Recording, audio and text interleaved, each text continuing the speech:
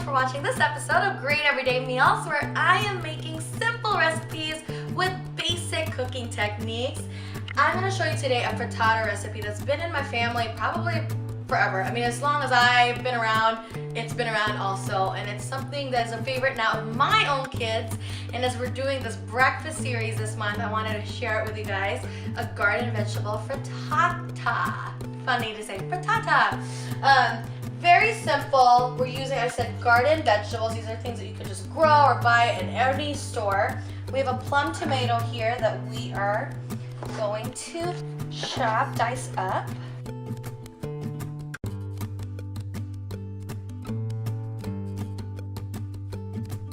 I love garlic. You could do 1 clove. I'm gonna do 2 because I just love it so much.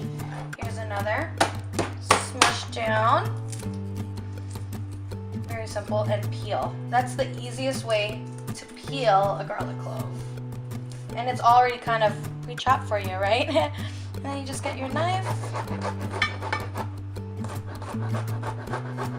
Slice this onion.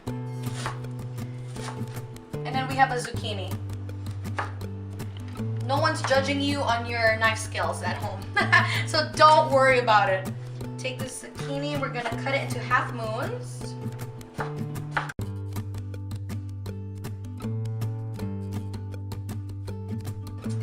Alright, so we have here our vegetables, and we have 4 eggs that we are gonna crack.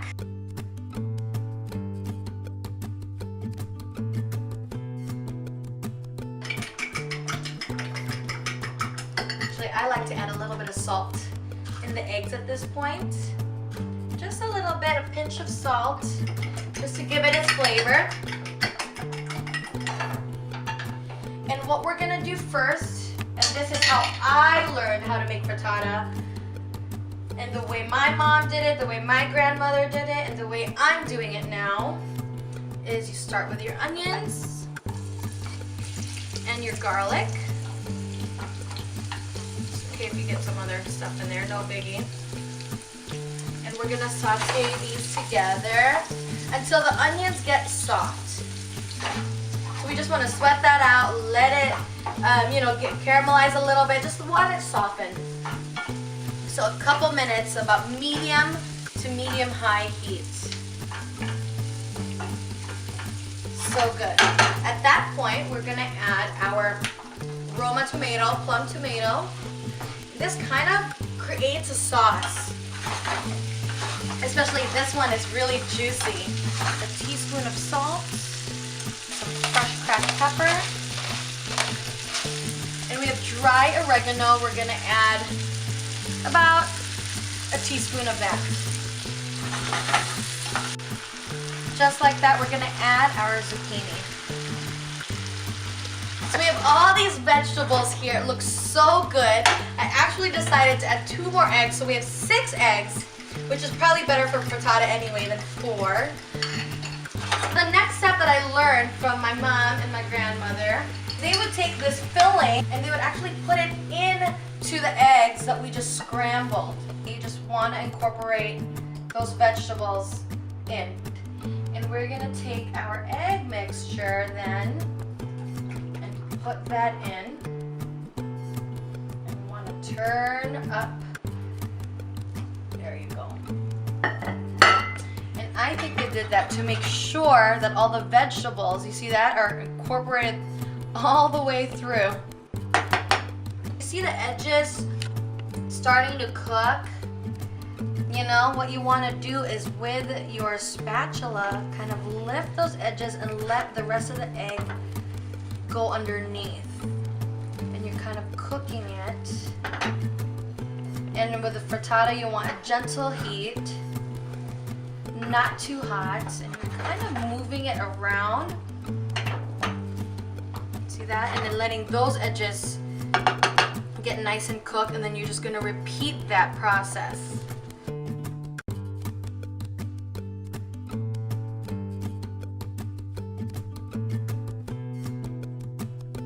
Now frittata, usually at this point we would put it in the oven and let it finish cooking so that the top cooks. You could Put it in the oven for about 10 minutes just to make sure that the top of the egg gets cooked, because the bottom obviously is the only thing that's kind of touching the heat, which is why we were moving it around like we were.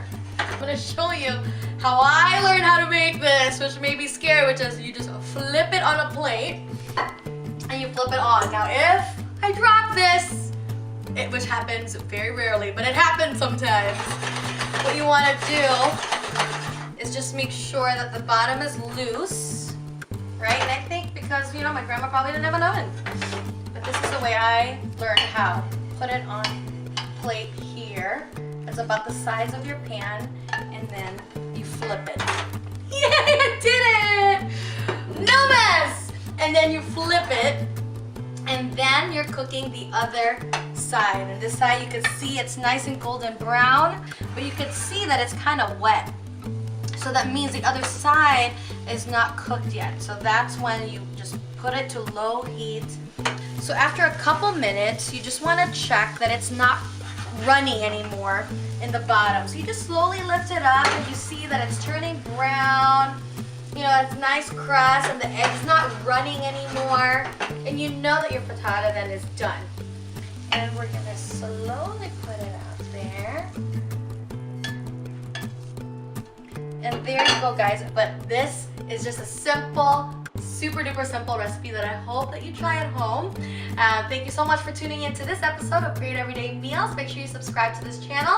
I'm Johanna Cook, Momma Cuisine. I'll see you next time. Bye.